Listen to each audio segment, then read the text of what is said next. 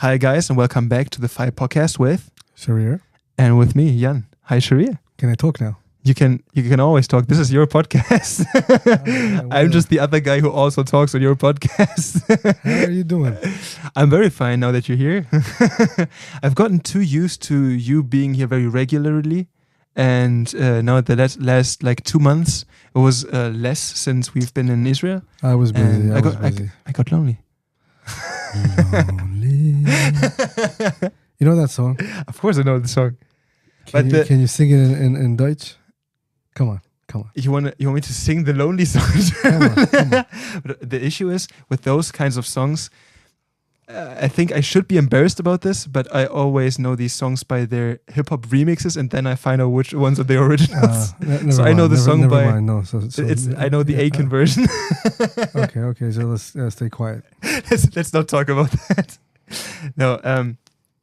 So since the last time we've been in Israel, the Israeli people had quite the heat wave, right?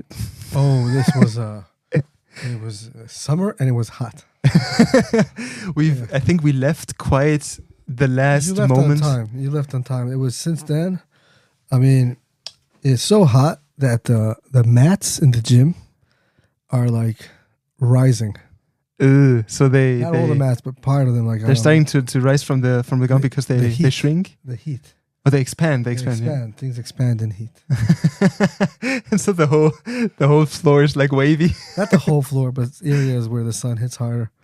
So it's interesting. I think that happened to me twice while I was there, that I fell over one of those mats. Because when you start fighting, the sun is in there and you guys start sweating, then everything becomes more humid and more warm. And I think I fell down twice. I think it was 50 degrees Celsius in the Dead Sea. And that's yeah, 50 degrees. How does that affect your guys' training? We sweat more, but there's no measures you take.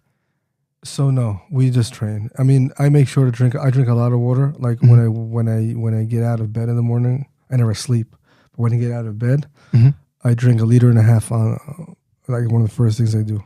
So I just put that in, and I know that and then when I train, like I train in the morning, I drink about 2 liters while I train, and then when I finish training, I put some powder in the water. I forget what it's called now. It's something for muscle mass. It's legal, guys. It's just like health stuff. Take it easy.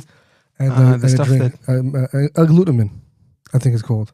I might say the name wrong now, but I think so. Anyway, I drink another liter with that. So I drink a lot. But when it's hot, you train in the heat, and when it's cold, you train in the cold. The point is, you train all the time. However, in the military, there is something called what's the name? It's when it's too hot. It's too hot. You stop training because it's dangerous. And then what you do is you train at night instead. Which I remember, I never liked that as a young soldier because we were training, for example, in the Jordan Valley, which is like 50 degrees Celsius. We've been there. It's pretty hot. Yeah, and then it's too legally it's too hot to train. People could die. So okay, stop training. And then you train at night and you sleep during the day, but it's too hot to sleep. You can't sleep in that heat. So basically, it's even worse. So you don't sleep at all. But us, simple civilians, we train all the time. Mm-hmm. But also, I think you told me that in military training there's something like dehydration training. What's the idea there? Yeah. They stopped doing it to the best of my knowledge. Mm-hmm. Now is where it's called water discipline. Mm-hmm. And you just don't drink. That's very disciplined behavior. It's horrible. Yeah, I think they figured out that it's just what's the point or something because it's just dangerous. But so the idea was to get used. Get used to not drinking and everything's okay, which is not really. Which is not. You're very thirsty. You have thirsty and then very unmotivated soldiers. Yeah, and with training in heat. I've noticed and I've heard a lot of research stuff around that topic, that if you train in heat, because your body has to regulate for the heat, there's more benefits to endurance, to cardiovascular regeneration I stuff. don't know anything about that. I don't know anything about that. So I think, but training in the heat, if you manage it, if you do it responsibly, I think that can even yield some benefits. That at least that's what I've heard, but I wouldn't put any I just find that it's always easier to train in the heat when you're used to the heat, and when train in the cold when you're used to the cold. You know, like I think that people who always have the AC on the whole life, they have the AC on, you know, then it's very hard for them to be in the heat. But if you're already used to the heat, and same thing goes for the cold, when you always have the heater on, your whole life the heater's on in your house, and then you go out, you're like freezing. But if you don't always have the heater on, you know, your body gets used to it, and then it's not as bad. I mean, that's how I see it. And you have coping strategies. You put on more clothes, you drink some tea, everything's fine. Yeah, I think I've heard an American who lives in the south of Germany now say something that really resonated, or that I had to think about. And he said that since he moved to Germany, he's noticed something that's different from German behavior compared to, or European behavior in general, but I think German, as he said, compared to the US behavior, because he said European people, or German people in that example, they get used to being uncomfortable. Like that's something that people do here. He said, like in Germany, for instance, it's very unusual to have AC in the houses, even though it gets hot in the summer. And like there's some stuff you do that is just sometimes inconvenient, because in the US, a friend of mine By the way, in Israel, everyone has an AC. Yeah, but that's different. That's very hot, though. I think because otherwise you wouldn't sleep at all. Yeah, but I remember going to Norway. No, not where it was Sweden. Same thing. Right? Anyway, I remember going there in winter for a seminar. It was snow and everything, and people were freezing. They were really cold. They were wearing like 100 coats. I came there, if I remember correctly, either I had a jacket or maybe I didn't even have a jacket, like a t-shirt, and I wasn't that cold. I mean, I wasn't there at night, but I was going during the day, and I wasn't that cold. And I think it's maybe because I didn't grow up with a heater all the time. You know, I think it has to do with that. Maybe like I'm more used to it or something. Because I don't know if it really matters where you live. If the difference in the temperature between your house and outside is so high, I don't think it really matters. I also think it has something to do with metabolism, because I like pizza. That too, but also you do a lot of lifting. There's you burn through a lot of calories doing that, and I think that whole process keeps you warm as well. I think that has some benefit to you. Since but we also, met, by the way, you're doing a lot of lifting, aren't you? I improved a lot. Don't give us your numbers now. It's okay, but I'm happy with the way that I'm improving. Yeah, that's good. Because there were injuries in between, but then you have to work through them. But which is difficult because you have to know your way around them. Are you doing bench press as well? I do bench press. I do a lot of military presses. I think I've like quadrupled the way that I do there. I do squats, but I have a knee injury. That's a tricky one, for instance, because it's you have to go to the point where it hurts, but not over the point where you get injured. Deadlifts is something that I do a lot. And then you now feel better about yourself. You feel stronger. I do. And I noticed that something that is improving now that I've started doing is cardio work, because that is something that I've underestimated before I went to Israel. And then I got my ass beat because cardio was not good enough. Yeah. And then you notice, like, after some amount of time, it's like you're strong enough, but you can't lift your arms because your body's just you're just too tired. You shut down, yeah. Yeah. And that's something that I've always underestimated the value of. You do cardio as part of the weightlifting, or you do it? No, I do it separately. So I lift and then I do bag work, and now I started running. Bag work is very important. We do bag work all the time, not only for the cardio but for the technique. Bag work is very important. I do bag work every day. When I finish lifting, I always do bag work. And you do it after the lifting part, After the lifting part, because it depends on what I lift. But if I lift really heavy, I like to use all my energy for that, and then I'll do the bag work after. I've seen you do something in Israel that I don't really quite get yet. You did, I think you call it drop sets. I do that, yeah. What's the idea there? There's different kinds of ideas there, different kind of drop sets. But what I personally like to do, if I lift heavy, so let's say I did shoulder press and I did heavy. So then I drop it down to weight, which is not that light, but not that heavy. Everyone's different. And then I time myself, let's say a minute or 2 minutes, and just do the same motion over and over and over again. It's really hard. I mean, your shoulders, they would burn much more than when I lift heavy. So it's until failure. That's the idea. Well, I try to last when I set the stopwatch for a minute, or a timer. I mean, for a minute or 2 minutes, depending. And it's really hard. You get a good pump, a good burn, and I do that for my muscle endurance.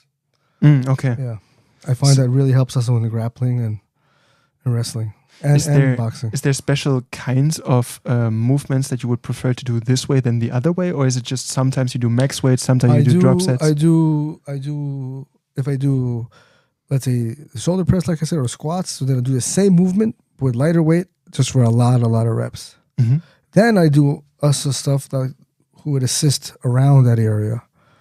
Like if I did, let's say, deadlift, so I do some stuff for the back, specific stuff I use bands a lot. I'm into that a lot. The rubber, the thick bands. Yeah. Those are very helpful as assistants. They simulate weight. That's the idea, right? Yeah. I do that. I also do a lot of explosive exercises on a deadlift day. For example, like box jumps. Those are very good for deadlift, explosive power. They really help. And I also do like front squats. Those are very helpful for deadlifts as well. And also front squats give you a lot of strength, like in your lats as well, like your back, because of the way you have to hold the bar. And also, of course, they help your regular squats. And I mean, I could give you an example and nonstop, but I always try to put a little bit of cardio into the same workout I do. So with the deadlift, I also would do like drop it down to lighter weight, and then just do like the last thing I did, for example, was 100 kilo for 100 reps. Okay. Like at the end of the workout.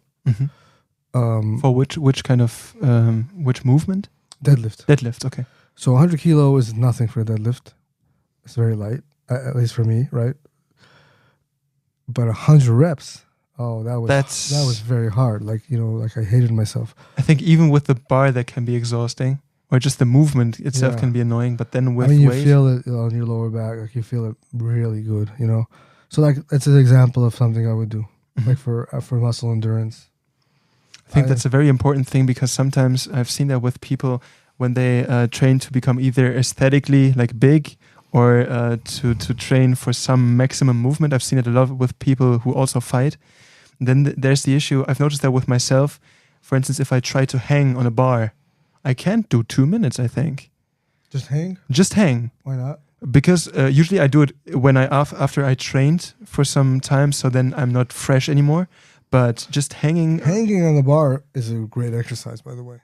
I think so too, but I've noticed that it is. And also, like, I find that it's healthy. Like, it makes you feel good. Like the ligaments, and like if you have shoulder issues, it stretches you out a little. Yeah. You definitely should hang on the bar more. And what you could do is add a second every day, add 2 seconds every day, and eventually you'll reach 2-3 minutes. It's anything you can't do for a very long time. Just reach a goal. I want to do 5 seconds more today. Like plank, for example. I was into that once, like how long, but then it's just so boring, But every day add 2 seconds, 3 seconds, 4 seconds to your plank. I mean, I was up to many minutes of plank, but then it just got boring. If you then you just hang out there. Yeah. If you switch up, let's say you take something most people know, like a pull-up, and you switch up. Either on one hand you keep adding more and more pull-ups, so you start with, let's say, 10, and you go up to 50 after some amount of time. Or on the other hand, you stay with 10, but you start increasing weights. You lift them with you. Like, where's the difference? Both. You should definitely do both. And what's the how does both training? One works more strength. One works more muscle endurance. So with one, both different forms of strength. But I would do both. I would definitely do both. Pull-ups, by the way, just pull-ups alone is a great exercise. Like, if you don't have any weights, pull-ups builds a lot of strength.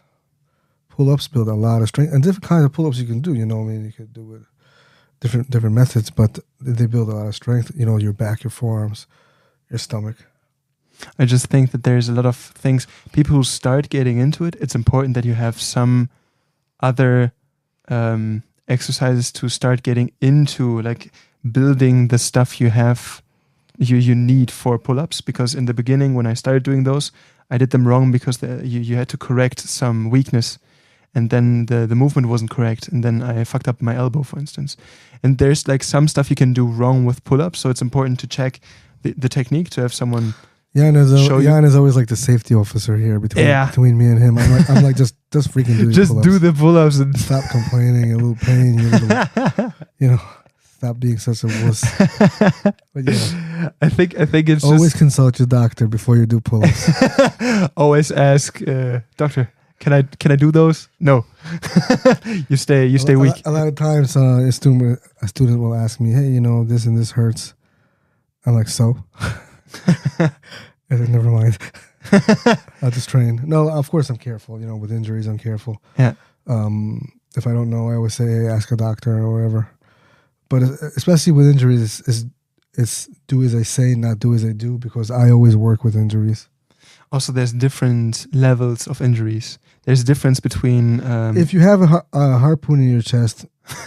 Maybe you shouldn't do pull-ups that day. You can skip them for, let's say, 2 days. No, but in general, I think, especially with grappling, sometimes you fuck up the joints in your hands, for instance, and those are usually not that serious. Those are usually fine. But then there's other, like, if you have issues with where you injured a muscle or a bone, like those things are very difficult to integrate into training. With my advanced students who've been training for many years, like, I'm more open with them as far as that, because they know their bodies. Mm-hmm. So they know if, like, their injury, if they tell me, listen, I'm not going to train, I know that he's really hurt, or he understands he needs to rest. Usually they're not even going to complain about a minor injury, Also, like, I think an athlete, a professional athlete, especially with fighting, you're always going to be injured. There's always something. Yeah. That's why people are so into, like, recuperation these days and ice bath and stuff like that. There's always a new trend going on, try to work around the injuries, But I mean, that's pretty much what you do with sport. You injure your muscle tissue to grow it bigger. Anything you push over the limit, you're going to injure yourself eventually. Yeah. It's totally worth it if that's what you do that's your life. But it's... Yeah. I think it's just very difficult to know the level where you push your limits, but still you're not stupid about it. Yeah. Because especially I've seen that with, let's take like professional athletes, or let's say like a college football athlete in the US, for instance. Those people don't really get paid much. They just get paid the tuition. And the issue there is if they get injured, then that's pretty much their whole career over if they get injured in a heavy way. So these things are always a little those difficult guys to manage. usually have doctors, like, team doctors. They'll tell them what to do and how to do it. Mm. Yeah. So they have professionals at their side that tell them, okay, I'm pretty sure that's how it works. But as we said last episode with the 19-year-old soldiers, those people are usually also like 18, 19, maybe 20. It's not the age but where... if coach says don't train, you don't train. You don't train, okay. It doesn't matter. Yeah, I think so too. But that's something where people... sometimes I've seen that with people who went over their limits sometimes. But then usually they know afterwards. They know. I've seen a guy that I used to train with all the way back when I still like mainly grappled, and he ignored, like, he had pain in his shoulder while working out. Then he ignored it, and the whole his whole biceps got inflamed and like tore, and so they had to operate it, and that took like half a year to recover. And that's the point where I'm like, yeah. But when you know it hurts and when you know it's an issue, you should rest for that amount of time because otherwise it all depends. Again, it depends. Sure, it depends, of course. Because not every time something hurts, you can stop. That's not how training works. Because then you won't train at all. Exactly. No, but if you know something is wrong, guys, listen to that thing. Did you hear a click? Did you hear a snap? That's not good. Then you should stop. But also for cardio work. Do you mainly focus on your muscular cardio, like as you said with? I do bag work and sparring mostly for cardio. Mm-hmm. Because I've never seen you go for a run. I think I used to run a lot. Mm-hmm. I used to run a couple times a week. I don't like running. I hate running. But I used to run because I'm disciplined. I have discipline. So even if I don't like something, I do it because it's important. Mm-hmm. So when I was younger in the army, I would run a lot, and also afterwards I would run a couple times a week, good pace. But I found that those runs hurt my lifting. Okay, how come? It just took the energy. So, maybe burnt muscle or something, but I found that a day after I ran, I couldn't lift as good. So I run less now. That's the reason. Not because I'm not disciplined or anything like that. Mm-hmm. Personally, in my point in my life now, I don't really run as much anymore, Mm-hmm. So I do bag work every day, but not just for cardio. I do bag work because I'm a martial artist, and I think you have to always stay on top of your game all the time. Mm-hmm. All the time. And I still work the basics, jab, cross, all that stuff every single day. So I do that for that. And the benefit, one of the side effects is you get, your cardio is okay. Mm-hmm. I know that my cardio right now is not anywhere where it used to be or it could be. If I want to, I know that I'll get it up in a couple months easily. Mm-hmm. It's always okay, And but right now, I'm also coming out of an injury. That's, by the way, I didn't stop training with the injury, but it's just taking a while for my muscles to get back, the strength to get back where it's almost back. And also, what was I saying? You were talking about how you used to have more endurance than. So right now, my focus is on that personally for me. So that's on my goals, strength wise. I like But every student of mine has a different training program. They all do something else. But cardio is a big thing. If you don't have cardio, you have no business fighting. Mm-hmm. Really, you have no business fighting without cardio. And people don't realize it. It's a number one thing. If we get ready for a training camp for a competition, the number one thing we do is cardio. Mm-hmm. It's conditioning. That's the number one thing we do. If you don't have technique, you shouldn't be in a training program anyway. But conditioning, that's what you work on a lot. I think that's very important because I noticed that all of if you have the technique but you don't have the endurance, you don't get to. Doesn't matter. You don't get to do the technique. Your engine's gonna spill. Yeah. Doesn't matter. And that's something especially you notice with the ICCS tests. Usually most of these things are very endurance training. And I think that's where you see why it's important to keep that level up.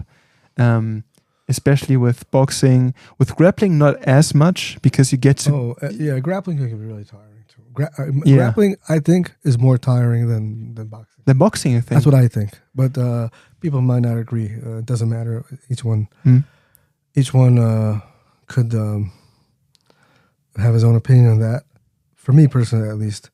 But boxing is also, of course, very tiring. MMA, though. That's where the cardio, that's where you'll feel it the most. I mean, that change between the striking and the wrestling and the grappling, and then going back up to your feet, and every time you go for a takedown, you get sprawled and stuff. That takes so much energy out of both of you. Mm. And a 5-minute round, it lasts forever. So that you need a lot of cardio. And also, people don't realize it, for a street fight, what if you have to run, 200 meters uphill to get somewhere, to help someone? By the time you get there... Or even to escape the situation, maybe. Yeah. Yeah. By the time you get there, you're so tired, you can't, You can't fight anymore. You can't fight anymore. And people don't realize how conditioning is so important for survival. Mm-hmm. Like in the States, very common, there's a lot of people like survivalists. They love to buy food and ammunition. Like preppers, for instance? Yeah, preppers, like batteries and radios and satellites, stuff like that, whatever. And it's great. I think, if you like to do that, it's important. I'm not a prepper to say, but I always have enough food in my house for a couple months. And, I think, especially the thing is in Israel, I think if you don't have, you're not very smart. That's my opinion, because we're not living in Switzerland. In the Middle East, anything could happen. People don't realize, you open up a faucet, the water doesn't come down by a miracle. It's because there's a water system that works. But one missile at the water system, there's not going to be any water. And I don't want to stand in line with a bunch of idiots who are waiting for a bucket of water. So I think that aspect, you should have water, you should have some food in your house. But going back to the preppers, a lot of times when I teach seminars, especially shooting in the U.S., there's a lot of preppers who come. Mm-hmm. I notice that most of them have zero cardio, and a lot of them are overweight. Mm-hmm. So, like, what kind of prepper are you? You haven't prepped your body. It doesn't make any sense, because that's the number one thing you should be working on. If you have to leave your house for any reason fast, sometimes you might have to carry someone else, not just you. Mm-hmm. You know, how is it possible that you don't have any cardio? And then try fighting uphill. Try a firefight. A firefight uphill, like in the desert, or it doesn't matter, in the mountains, wearing 90 kilo on your back and running and shooting. And you know how much cardio you need for that? It's no joke. Mm-hmm. So cardio should be a huge part of prepping training as well. Make sure you're fit. I think that goes for everything pretty much, because I've noticed that, especially with strength, back when I started training for strength, you notice your body could do things it couldn't do before. And so it's like in a video game where you unlock certain things. I never played a video game in my life. You still get the concept. You unlock certain things you couldn't do before. And that's the same thing with cardio. If you're not able to perform certain things, especially with fighting, it's the part where you get it most. But if you're not able to stand your ground because of your cardio, you can train as much technique as you want. But if that's missing, there's nothing you gain from not working that out. But I've noticed, and that's kind of frustrating, when you start lifting, you start gaining weight, you're like, okay, now I'm strong. Then you get your ass beat and you're like, shit, now I have to do the same thing for cardio again. And you start at not zero, but you have to start over and it's the same kind of struggle. You have to do a lot. Unless if you're so strong, man, try to keep the fight short. That's a very practical approach of coach here. I had a student of mine. He's a really strong guy. He's older. He's actually like 50, but he's a tough guy, big guy. And he's like, hey, coach, I want to fight. And I said, listen, you know, you're strong and I respect you a lot, but it takes cardio, you know, to fight 3-5 minute rounds. He's like, yeah, you know, what I could do is I'm going in there for 5 minutes. I'm going to give it all I have. And if it doesn't work, I'm just not going to come in the next round. I mean, it's planned. Yeah. I think that's the difference between a street fight and a competition. Because in a street fight, it's about the first like 12 seconds maybe. Yeah, it's that burst, it's that first rush. And it's very different in a competition. You have to go for 6 rounds or something. And that's, especially if you don't win by a knockdown, but by a decision, those are draining. Those are very draining. Those are draining, yeah. One of my students, I think it was his second fight. Second or third, I don't remember. He won by decision, unanimous. But that was such a draining fight that they both needed medical attention. One because he got his brain knocked in, and one because his body was totally drained. Totally drained. I mean, he couldn't move for like 45 minutes. Mm-hmm. But since then he grew and he's stronger and more cardio, but that's like your first experience. Mm. Yeah. I think I know an image from that fight. I think I know the image from there. And I think I also know the caption.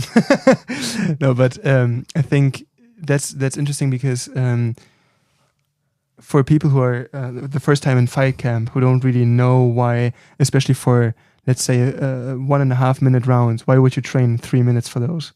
And it's because of those, especially with sparring. Even hard sparring is not as intensive as a fight is. Because it gets unclean. It's also you have mental pressure. Yeah. And that mental pressure makes you feel like shit. The panic also, maybe if you get 1 or 2 good hits in. It's a lot of stuff that you deal with as a coach. One of the stuff you deal with is that there's students who you know are great fighters and they have amazing cardio, really amazing cardio, but they get winded 2 minutes into the fight. Like really get tired. Mm-hmm. And it's mental. It's also something you have to learn how to breathe. That's something I was surprised by too. It's something where if you breathe the wrong way, because you get too emotional, because you get too invested, then it drains you way quicker than it would if you breathe correctly, but you do the same amount of work. And I think that is important. Also, it is important to keep training the cardio as well, but also if you breathe the wrong way, I noticed that happening a lot with hard sparring. You notice, okay, you're too invested in not getting hit, and then you start breathing weirdly because you're like, I don't want to get hit. You start moving weird, and then you stop focusing on your breathing patterns. And those are things you have to train a lot. That's also something where pressure in training relates to good performance in a fight. Yeah. See it over and over again with Training people. under pressure is, we spoke about this a lot. It's the most important thing. Mm-hmm. And also in fights, it never looks the way that you train it. Never. It's a very unclean thing. And also with hard sparring or sparring in general, sparring looks more like you train it. That's one of the problems you have with like Krav Maga systems, it's always like so clean. Always like so like it has to be perfect to work, yeah. It's theoretical and choreographed. But it's never going to look like that in a fight. It's never going to look, and they like to argue, but your left pinky should be 45 degrees out and your inner toe should be that way. But they can't fight. They can't fight, if their life depends on it. So the most important thing is working under pressure, understanding the principles. And also keeping the situations real. I've seen stuff where, the typical videos where people hold knives to other people's face. And it's like either he wants to stab you or he just wants to show you. But this whole when people gotcha Krav Maga thing. People can't fight. They like to talk. I think, yeah. But once you really do full contact, hard training, there are you answer a lot of those questions yourself. Mm-hmm. What work, what doesn't work, and you see that most times that don't work. It's a mental thing. And a lot is about improvising as well. Yeah, you have to be tough. If you can't improvise, you can't be tough if you don't work out like a beast. You can't. It's part of mental toughness. That discipline is part of it. Mm-hmm. People say everything's in your head. In the army, there's a saying: everything's in your head. Right? They shout that a lot. Drill sergeants or whatever. Everything's in your head. Stop being such a baby. It's true, but I like to add to that. Everything's in your head if you have conditioning. Mm-hmm. But if you don't have cardio, it's going to be in your feet as well. Big time. And in your lungs, yes. Big time. You just shut down. Yeah, I cannot stress how important cardio is to anybody who's training for survival or for any sort of fight. Survival or sports, doesn't matter. But if you don't have cardio, you got no business doing what you're doing. It's very strange and not a nice feeling if you're running out of gas, you're standing there, and then you get punched because you can't breathe anymore. It's just not a nice feling. Yeah. So you can, but the nice thing is you can improve on that very easily because you just have to keep consistent with it. Example, a couple of years ago, there was an axe attack. Mm-hmm. A terrorist with an axe, he came into an Israeli neighborhood. He murdered a child. He hit him over the head with an axe. Then he jumped on someone else, and the guy wrestled him. The guy wrestled him to the ground. They were wrestling for a few minutes. I don't remember the exact circumstance. I could find out and then be more exact about it because I don't want to say something that's wrong. Mm-hmm. But what I do remember, I don't know what time it was and why there was not other people around, but he was holding the guy down, so he overpowered him, if I'm not mistaken. The good guy overpowered the bad guy. But eventually he said, I got too tired. I just couldn't hold him anymore. And the guy ran away. He was caught later, but it's a good example. Yeah. For cardio. Of real life application of cardio, yeah. Yeah. Those things are scary, especially when we talked about multiple attackers in the past too. That's where cardio gets onto a new level because then you have to fight more than one person the same intensity. Yeah. I said a lot that okay, you're doing MMA, you're doing wrestling. You should be tough and you should have cardio, mm-hmm. and you should be an expert in whatever you do. But if you're training for real life survival, life or death, mm-hmm. you have to be even better. And sadly, it's exactly the opposite. Of course, most people, but. Your cardio is not a joke. You don't understand. I said it before. I'll say it again. It's the most number one thing. How could you be prepared for anything if you can't run 100 feet?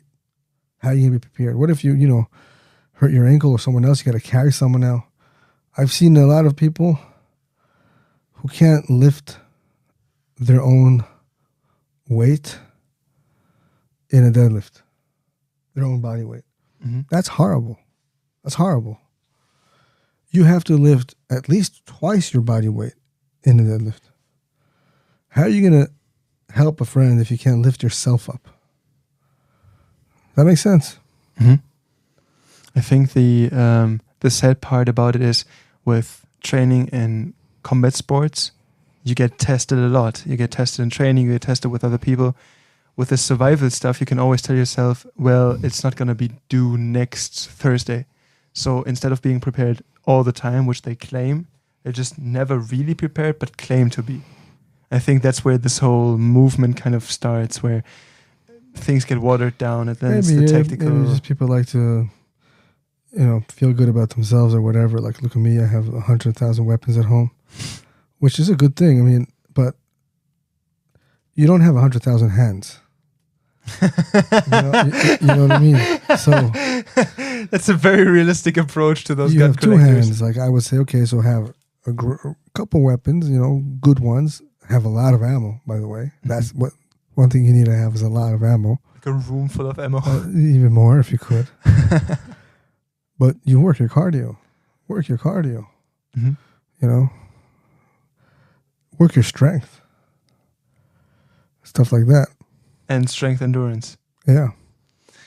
Sharir, I think this is the best point, or the right point in time to resume. Do you have to add anything? No. I think this was a good one. I like this one. All right, me too. It's good to see you again. Good to see you too. Right. See you guys next week. Yeah, bye-bye. Bye-bye.